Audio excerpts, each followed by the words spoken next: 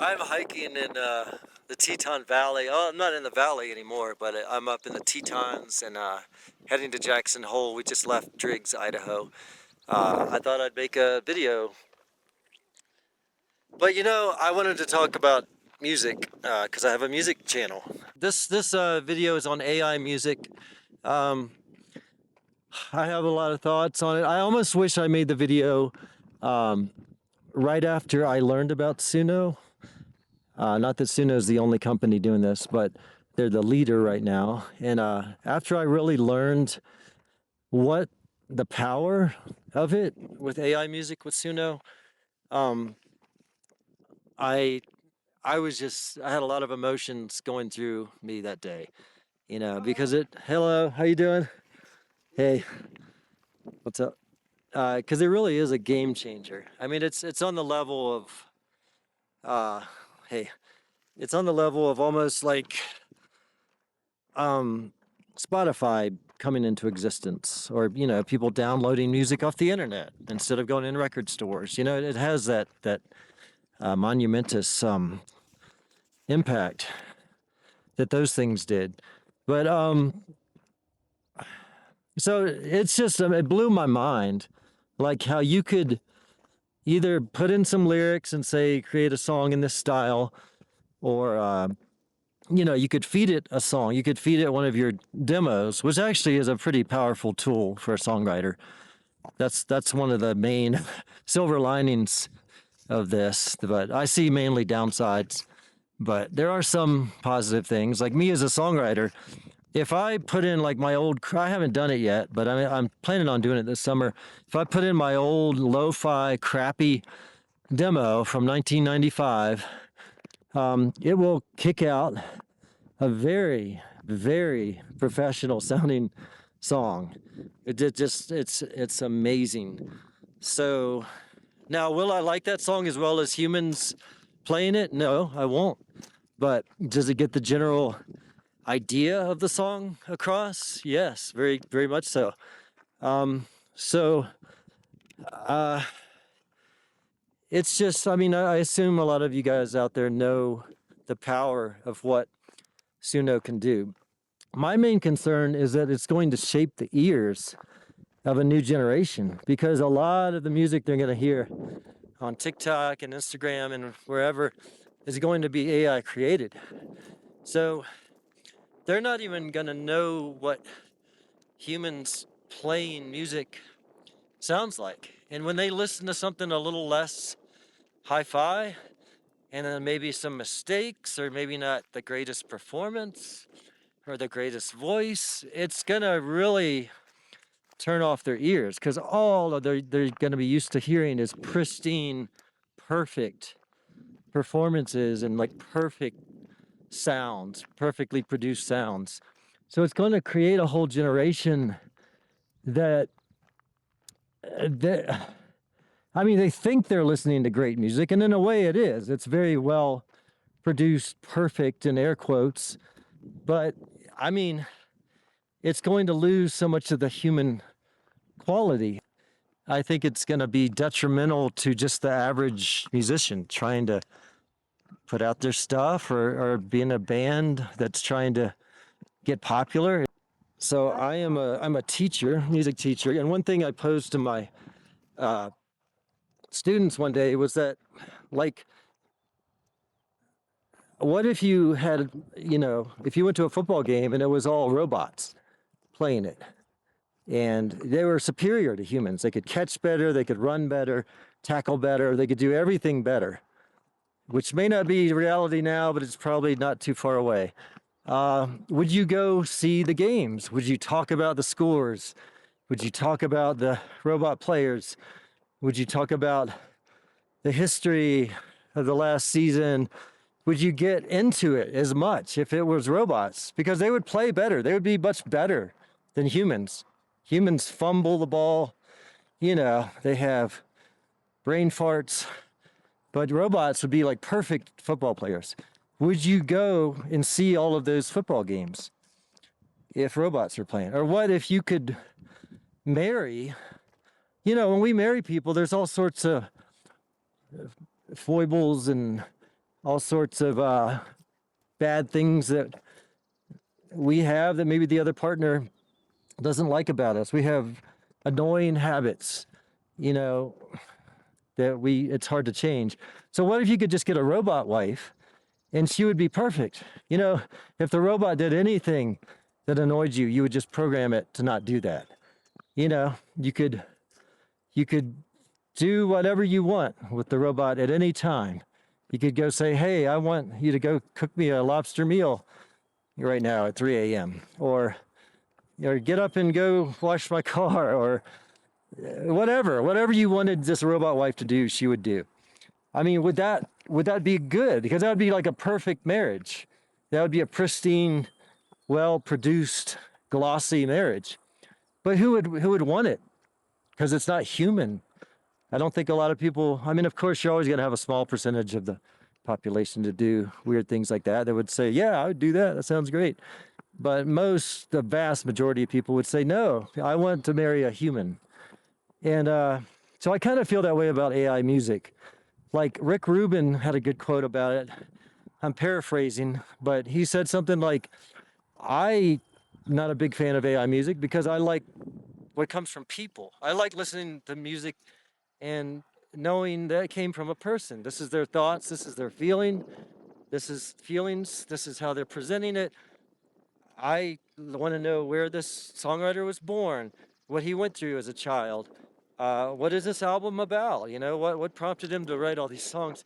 You get in the mind of the musician, and it becomes so much more enjoyable because it's a human connection. I mean, I still do this to this day. Any band I'm in or I'm into, I find out where are they from, where did they grow up, what instrument did he start on, what bands were they into. Like, I'm a Gen X typical musician type guy who wants to know all those details. But so I don't. I mean, if an AI produces music, like what does that mean? It's so kind of artificial. I mean, would it be nice as background in a video when you're trying to sell something? Yeah, I guess. Yeah, that could work. Uh, could it be a mindless pop song that you just chant on the way to work, that people who aren't really into music that much, they just want to repeat some poppy, catchy phrase? Yeah, I guess I could work with that. But people like way, way into music, like me, have no uh, big need for it. And it's going to put, some musician related people out of work, or producers out of work, because you could just create great songs at the push of a button. But I'm a little bit of a hypocrite there, because let's say I needed a cartoon as an ad for my website. I wouldn't have any qualms about just pushing a button, producing this well-produced cartoon animation that supported my business. I just put an animator out of work. I could have paid an animator, not that I have the money to, but if I had the money, I could have paid him and given him work, and he would have worked on it for weeks and produced a cool human animation from a human. But no, I would just push a button because it's cheaper and it's quicker and it's easier. Or if I wanted a piece of artwork for my wall, let's say, I could spend $500 on a nice big framed, or I could use AI and maybe somehow get it for like $50. And the only thing I'd be paying for is the frame, pretty much. I know frames are more than that, but you get where I'm coming from. Like, if I could just do graphic arts and get it free and cheap and easy with AI, I would do it. So I'm a little bit of a hypocrite, getting on people who use music AI, because a lot of those they're just anyway. Let me get back to. So I asked, all my students, and that was one of the things one of the guys said. Well, if it's going to help you, and like, let's say you can use it for your business, why not do it? Yeah, of course. It's all good. There's no downside to AI music. So he was thinking more in terms of an entrepreneur or somebody using the music for their business. I was talking to a coach, and he said he was so excited. His eyes were gleaming, and like, I just created a song with AI, and it was so cool. I mean, you could tell how excited he was about it. And so there is that. Like, how can I slag these people too much, because they're really getting a lot of joy out of using AI creating music. So yeah, and this guy, I didn't even know he was interested in music whatsoever. Um, so it's kind of a mixed bag. It's like it's just gonna change things, you know? Like a lot of people, some people think MTV helped music. Some people think it hurt it. Well, it depends what camp you're in. I mean, it just changes it. The internet downloads as opposed to going into a store buying a record or a CD, and the death of the concept of the album. I mean, is it good or bad? It just depends on who you ask. And I mean, I'm learning there are some hits that are kind of like AI created either all the way or part way, which is really kind of boggles my mind. But when I really heard what AI could do, you know, you could just create a song by putting in lyrics, say, make a song in this style, or you can hum a melody, and it can actually create like a movement and a symphony based on that melody, or it could create a song in many different styles. I mean, it was actually very depressing because it was like, what is the point? I mean, people are not going to be creative anymore. You know, you think of all these bands like the Beatles waking up in the morning and spending hours on songs and getting together, spending the better part of the day getting the song together, trying all sorts of things. Some succeed, some fail. You know, just the whole process of being creative is going to be like a rare art form in the future because everybody's going to just be pushing buttons saying, create me this, create me that. So maybe it's time for humans to create a style that AI doesn't know anymore. I mean, they don't know. So they can't recreate because AI just looks at patterns of humans creating music and it just spits out the pattern that it thinks you want to pick from when creating a song. So AI is not being creative, it's just kind of stealing from what humans have done in the past. So maybe it's time for people to like really create a new genre. And a lot of people say, well, you know, people didn't like the internet and people didn't like MTV and people didn't like the radio. And what I would say to that is there were a lot of negatives to that, you know? Like, I think we only tend to see the good side of things. But MTV, think about all of the great bands that were never heard because they weren't visually appealing or they didn't enter that whole big music industry thing, you know, with videos and all that. And, you know, just the internet. I mean, what about people that aren't that internet savvy that are making great music, you know, maybe more traditional music?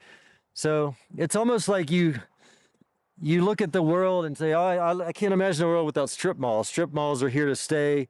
You just need to love them. And some people saying, no, I mean, actually, the world was just fine without strip malls. And strip malls are not necessarily positive. It definitely changes life. So that's the way I look at it. The internet is not positive. AI is not positive. MTV was not positive. It just changed things. It changed the way people listen. It changed styles. But none of it was good. I mean, I'm not saying none of it was good, but I don't look at it so much as a net gain. I look at it as just a major change, a major shift. So I don't know. I have a feeling people are going to listen to so much AI created music, they're not even going to know what good human creativity is because they're just going to hear all this generic stuff that's spit out. And when I say generic, that's a little too strong because that's why I'm making this video, because it actually spits out music that is, it sounds very professional. I mean, it sounds almost like, you know, people did it in a studio. It's just going to be people that make money in producing music is going to be people very specialized in just using AI. And it's not going to be your classic producer like a George Martin. It's going to be a very specialized niche for computer savvy people. So I don't know. I'm not a big fan of AI music. It really is kind of a, I mean, I'm looking forward to putting some of my old demos into it and seeing what created. Maybe a form of the song will sound much, much better than my really crappy version of the demo. So, I mean, there is that for a songwriter. that's pretty valuable, I guess, especially if you're showing the song to somebody else. Like, here's the demo done very, very well. So, I mean, that's one really positive thing I could see in AI music, like a songwriter using it to just say, hey, here's chords, here's lyrics, here's the feel. Boom. This is a version of it, a demo version that's very, very high quality. What do you think? Do you want to record my song or to show a band how to learn it? Like, this is what I was thinking. So it's very valuable, but songwriters is such a tiny, tiny percentage of the population. I like humans playing music. All of my favorite albums and songs are actual humans playing and singing. And there are some positive things, like me as a songwriter. If I put in like my old, I haven't done it yet, but I'm planning on doing it this summer. If I put in my old lo-fi crappy demo from 1995, it will kick out a very, very professional sounding song. It's amazing. So now, will I like that song as well as humans playing it? No, I won't. But does it get the general idea of the song across? Yes, very, very much so. I don't know. It is a mind-blowing game changer. When you hear what AI can produce music-wise, you're really like, wow. Why ever write a song again? Why ever go into a studio and record music? It kind of took me back and like blew my mind.